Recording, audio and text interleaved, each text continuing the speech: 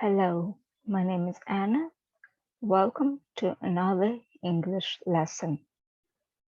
Welcome to Lexicology Lecture 2. We continue our deep diving into the language and continue discussing formal and informal speech. Let's get started.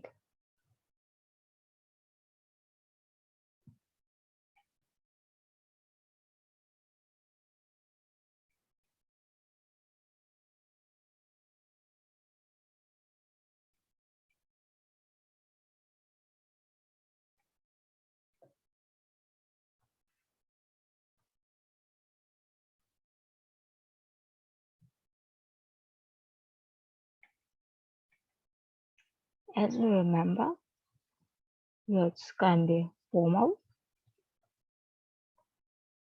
and informal.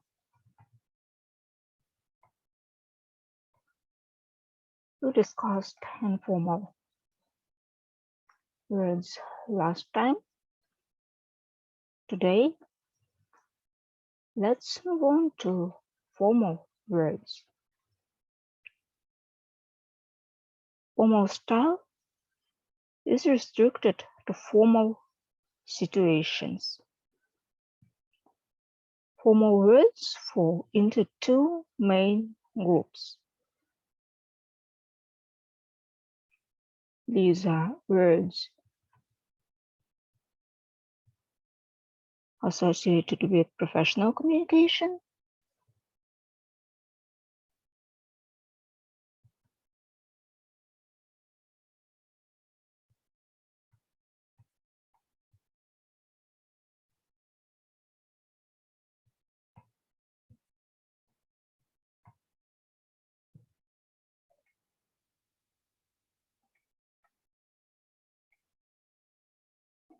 and learned words.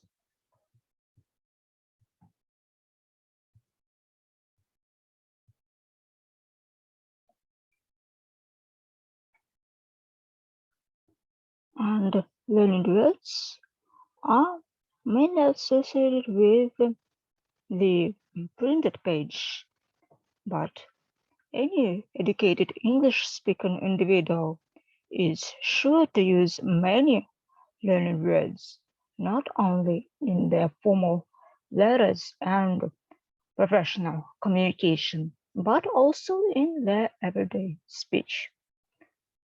Educated people use learned words quite naturally, and their speech is certainly the richer fruit.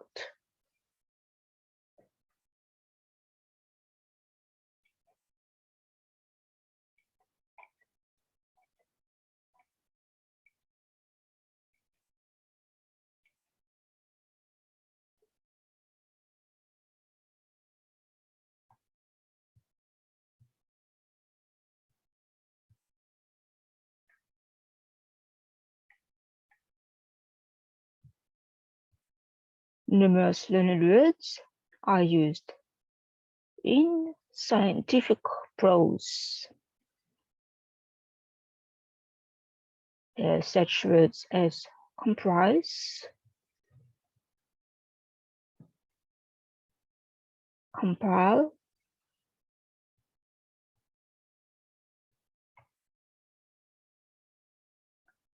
experimental,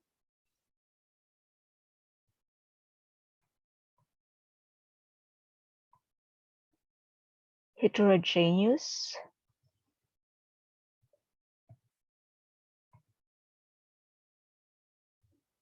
homogeneous,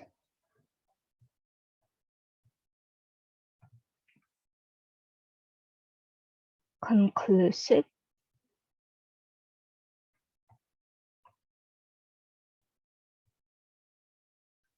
divergent,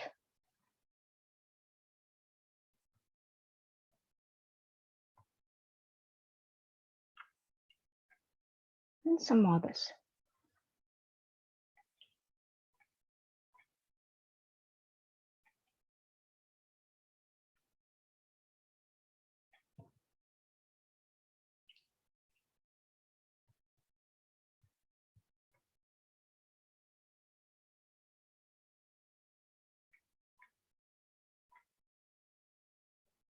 Officials are the words of the official language.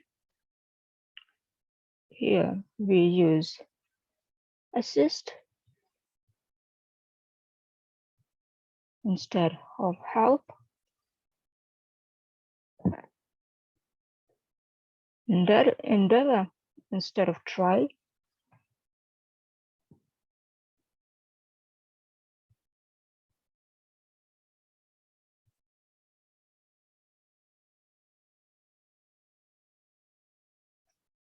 proceed for goal,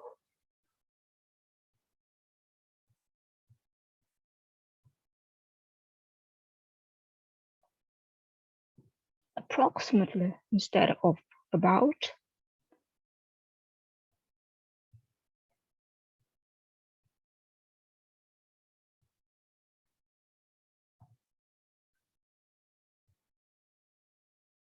sufficient instead of enough,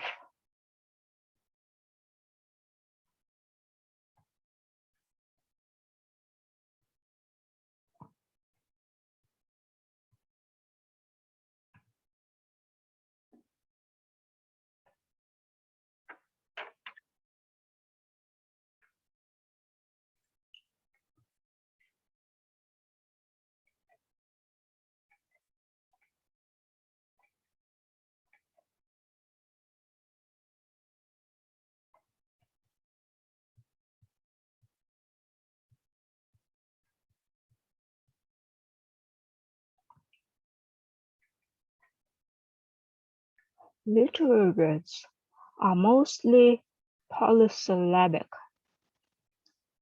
Solitude,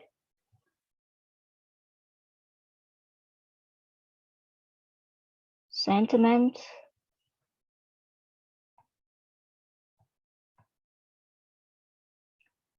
fascination,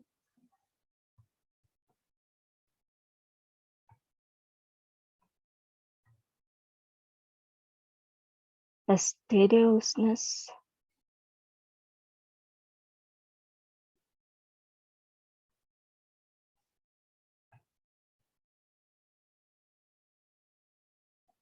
facetiousness,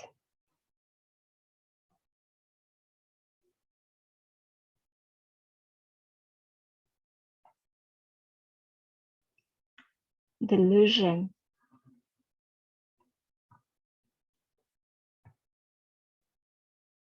meditation,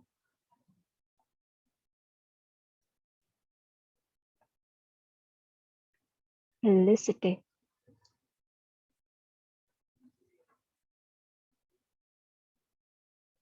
elusive,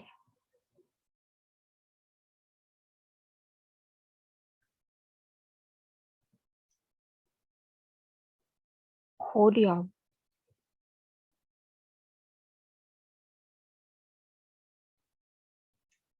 illusionary,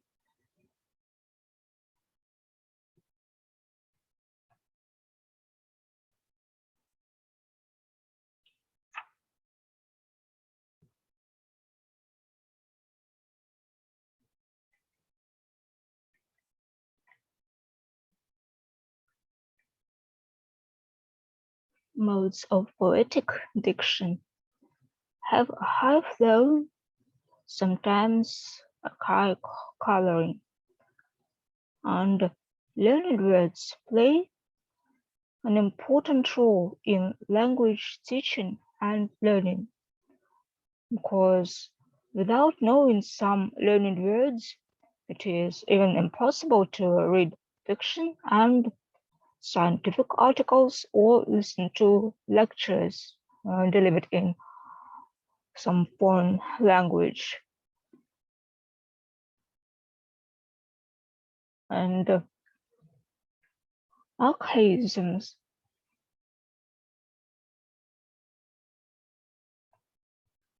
are words that are rejected by the living language.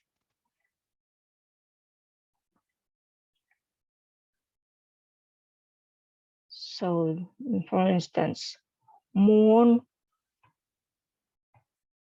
instead of morning, moon, instead of month, damsel, instead of girl,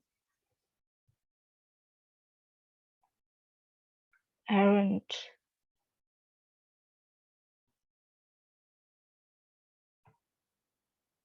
instead of wandering.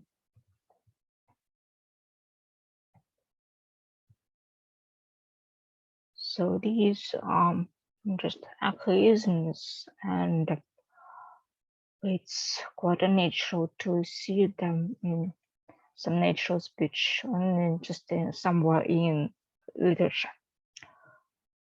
And an obsolete word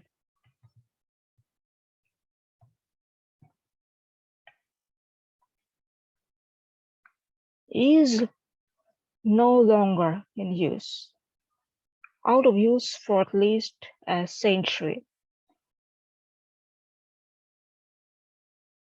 But anachronism is current in an earlier time, but rare in present usage. So obsolete are dated dated longer ago than archaisms.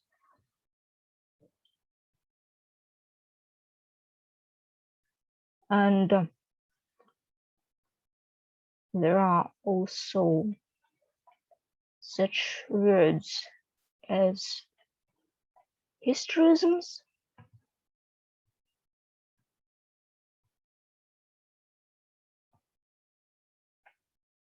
and they are mostly the words that denote objects and phenomena that are things from the past and no longer exist because these things do not exist. That is why these words just do. These words have nothing to denote, and so this is why these words are not used. But of course, they can be seen again somewhere in literature where the times are described. Certain times are described, and as during that time the objects were in use,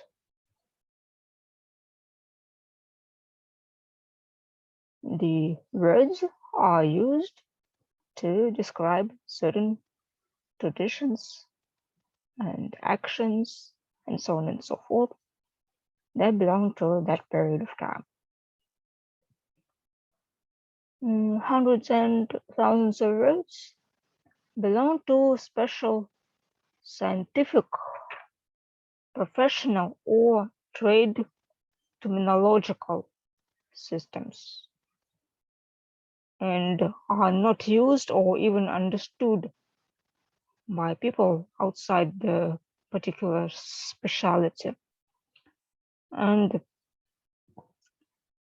every modern activity field has its specialized vocabulary, and there are special terminologies for psychology, botany, music, linguistics, and teaching methods, and so lots and lots of other activity fields. So term is a word or word group that's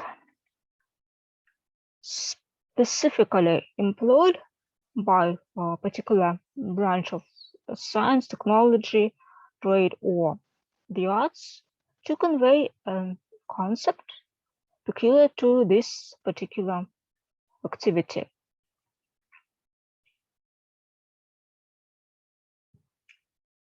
So the examples can be bilingual,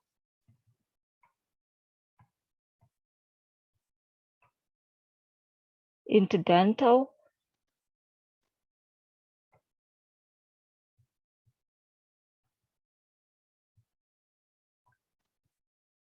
liberalization,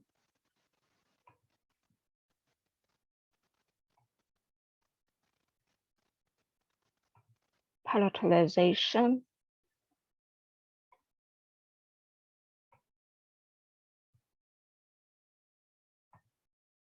glottal stop,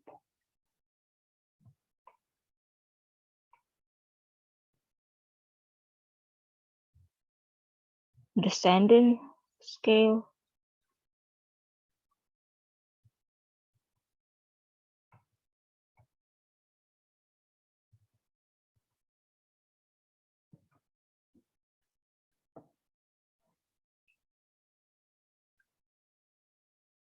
and so these are all terms of theoretical phonetics, as you have noticed.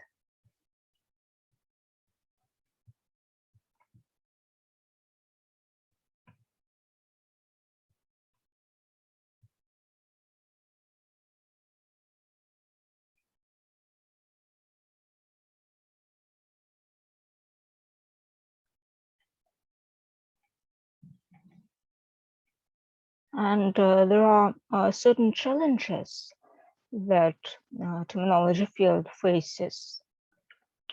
And the first is whether or not a term loses its terminological status when it comes into common usage.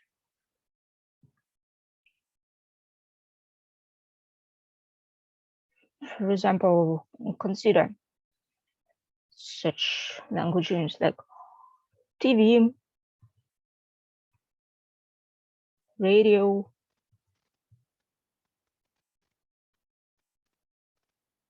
popular magazines,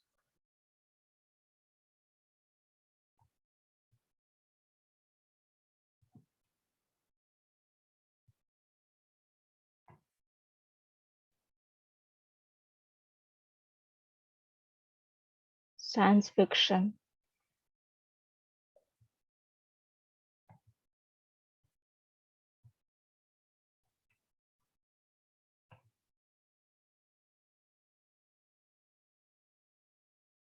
So these words belong to different scientific fields.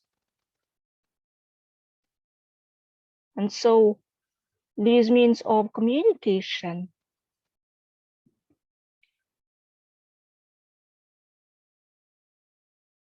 give people knowledge from these scientific fields about technology. So from TV, radio, popular magazines, and science fiction, people can learn about science, about technology, about arts. And so the words become very popular, and they come into people's everyday speech. And so people can understand and use them easily. Although these words belong to certain specific spheres connected with different professions.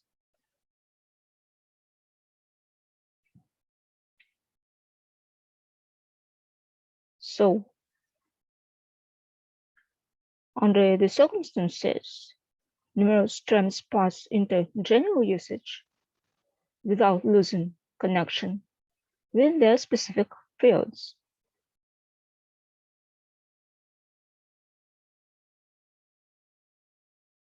But they are still terms, right?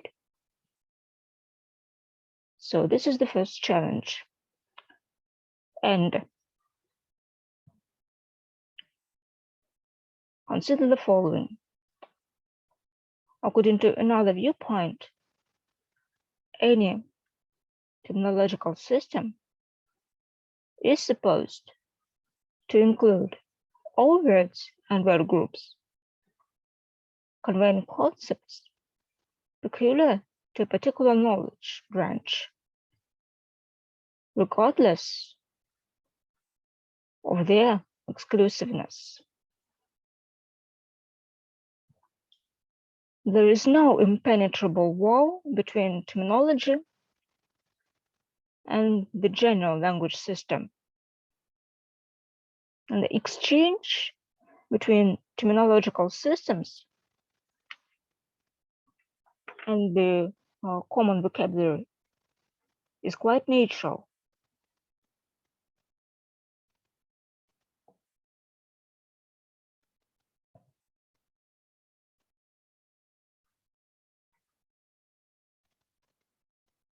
So you see, there is no wall that can penetrate.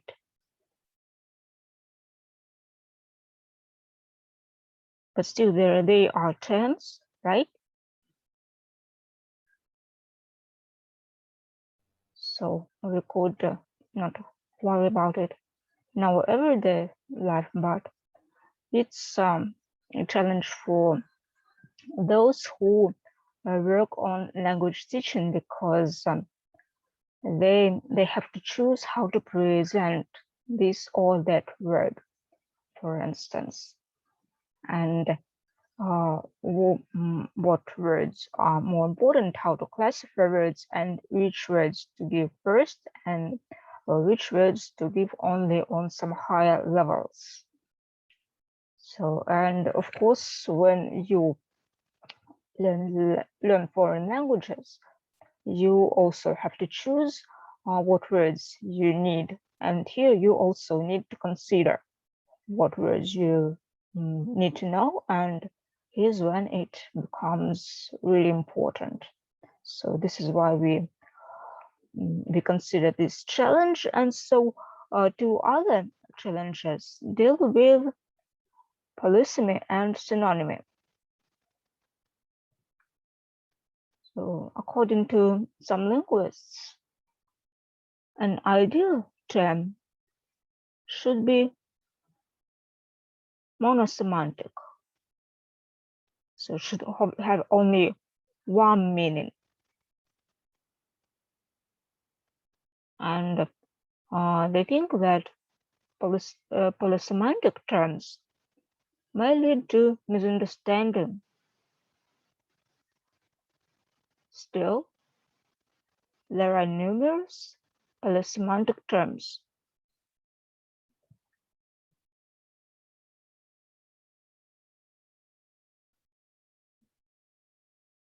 For example, the linguistic term semantics.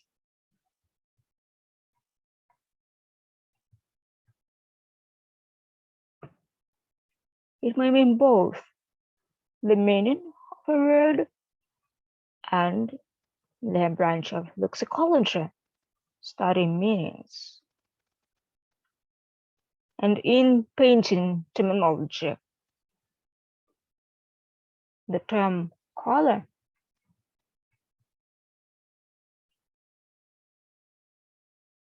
can denote hue or stuff for coloring.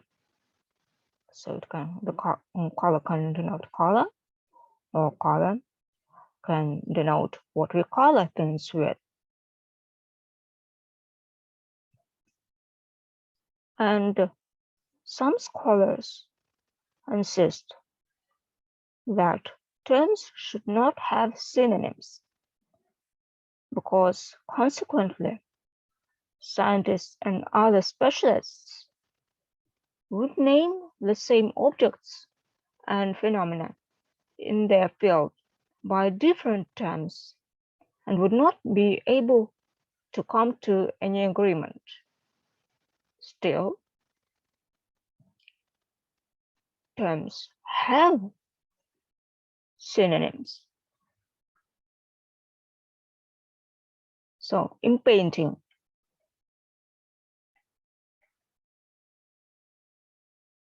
the same term, color,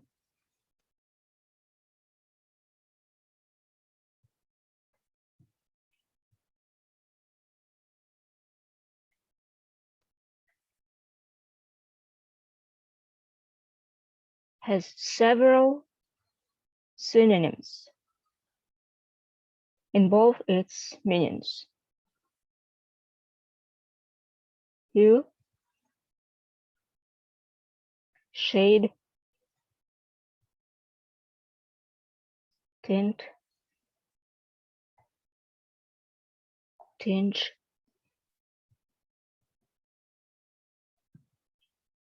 so this is the color.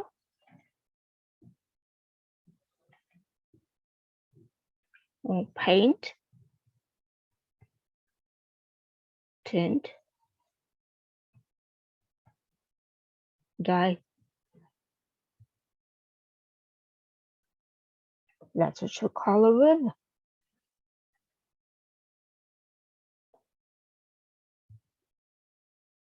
So you see, although the scientists' viewpoints do make sense, still the reality is quite contrary, and still it's quite okay. This exists and everything's fine. So these are quite challenging. Yes, that's quite challenging. These are challenges.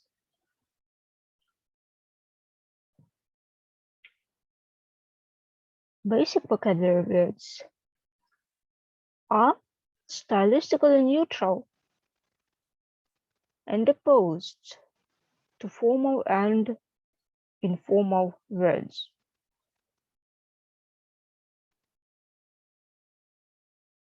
Their stylistic neutrality makes it possible to use them in all kinds of situations, both formal and informal, in verbal and written communication.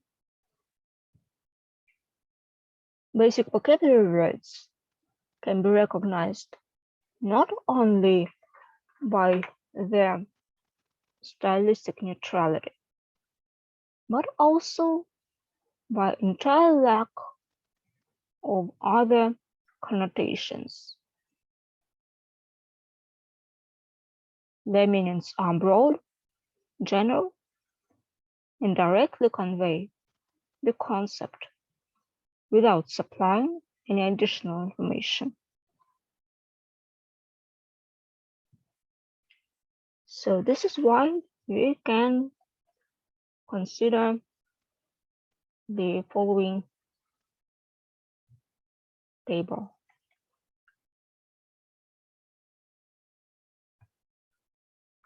So basic vocabulary,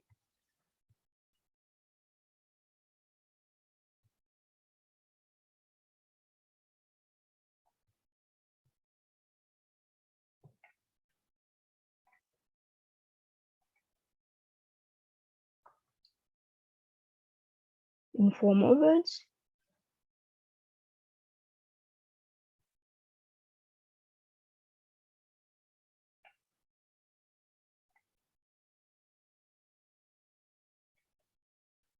and formal words.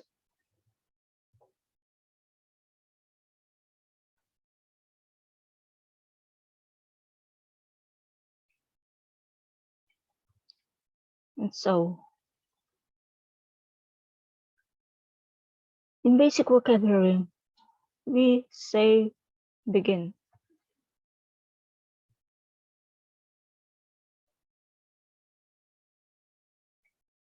The informal variants would be start or get started.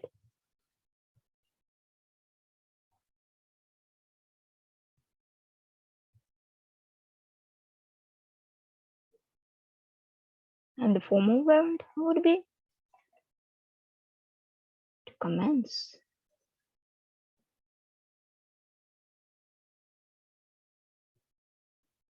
Then continue.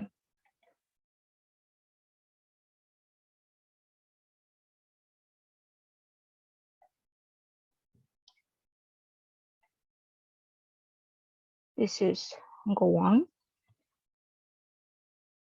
to informal or get on.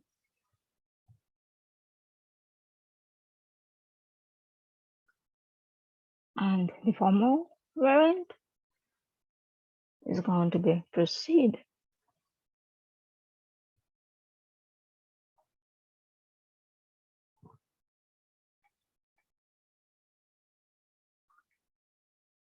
And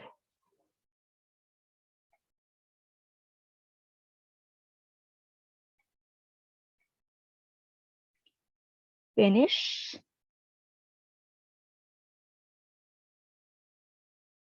Be through.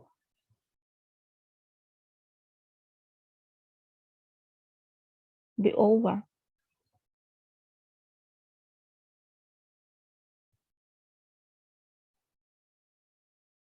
For the informal and formal.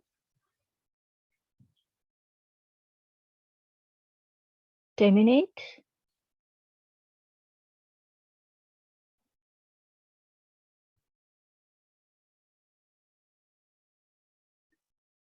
Then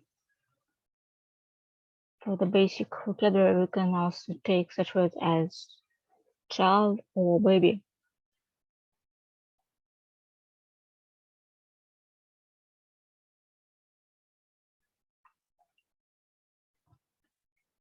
And then formal variant is kid or rat. And the formal examples can be infant or even the political babe.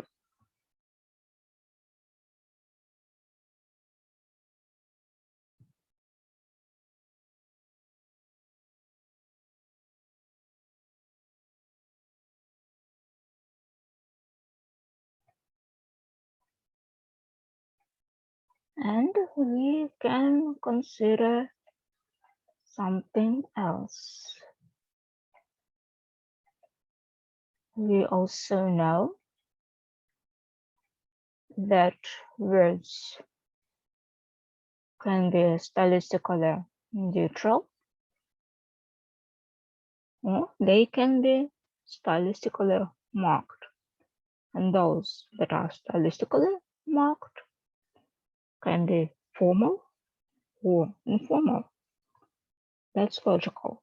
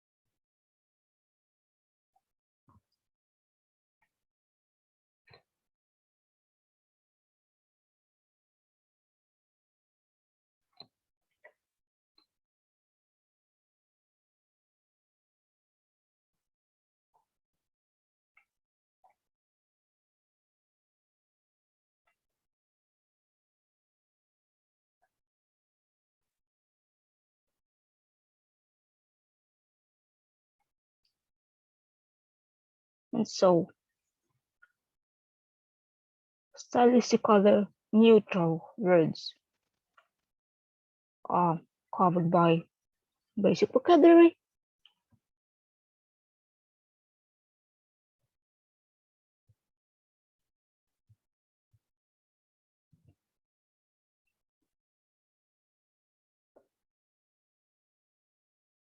Among informal, stylistically marked words, we can find colloquial words,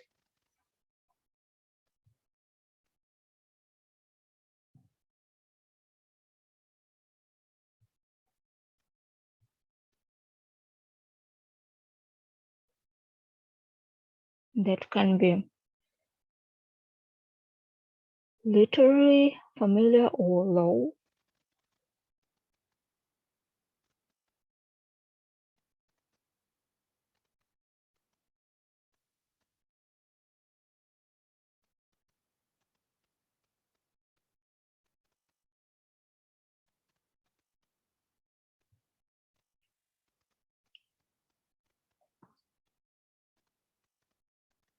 Then there are slang words,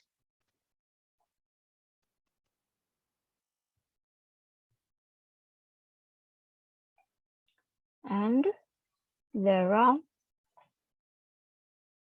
dialect words.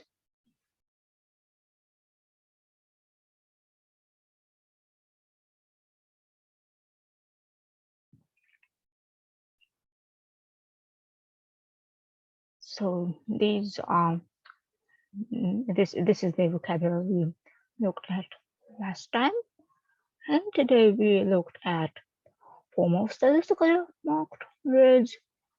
So these are learned words,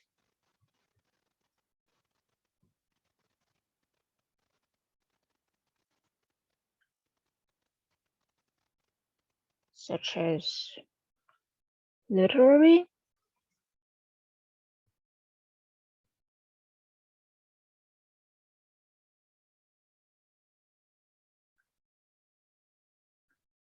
words of scientific prose,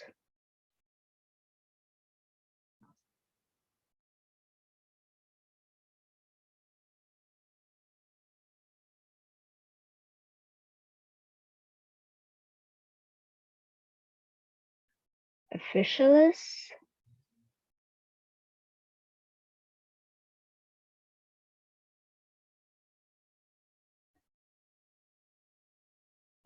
modes of poetic diction.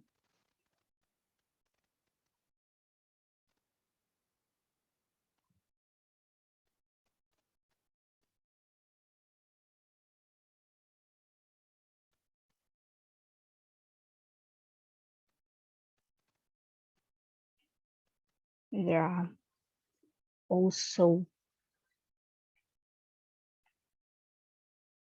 archaic and absolute words,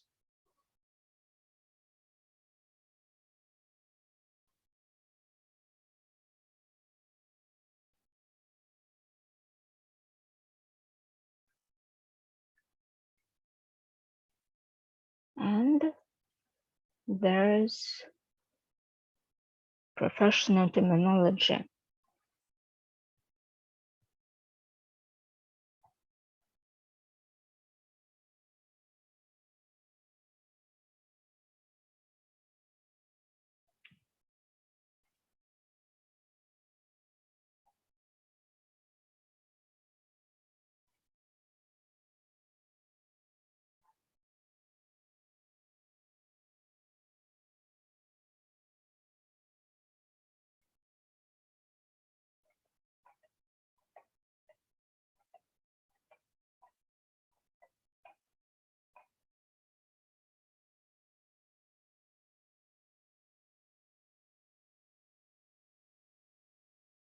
So as you see, language is very interesting tool to use for different situations, and it's really important to choose the right word for the right communication situation. And now we know how to organize our vocabulary when we start learning language. So we should choose what what vocabulary type we need, what kinds of words we need, and sort them accordingly and learn them and use them appropriately. And right now, your task is to think of some interesting situation where you could use different types of vocabulary. So record a video of yourself acting out this situation, describing it, and we'll choose best, and the winner is going to get a bonus. Good luck to you, and I'll see you in the next lesson.